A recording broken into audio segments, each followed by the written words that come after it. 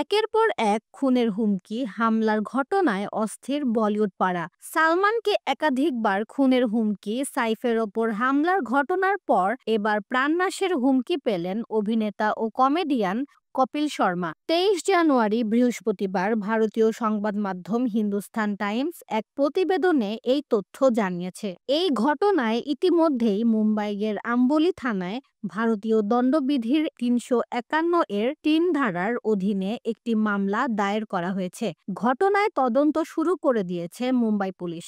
হুমকির ইমেইলে লেখা হয়েছে, আমরা আপনার সাম্প্রতিক কার্যকলাপ পর্যবেক্ষণ করছি। আমাদের মনে হয়েছে একটা গুরুত্বপূর্ণ ও সংবেদনশীল বিষয় আপনাদের নজরে আনি। এটা কোনো পাবলিসিটি স্টান্ট বা আপনাকে হয়রানির জন্য পাঠানো হচ্ছে না। আমরা আপনাকে এই বার্তাটিকে অত্যন্ত গুরুত্ব এবং গোপনীয়তার সঙ্গে বিবেচনা করার জন্য অনুরোধ করছি। ইমেলটি প্রেরক বিষ্ণু।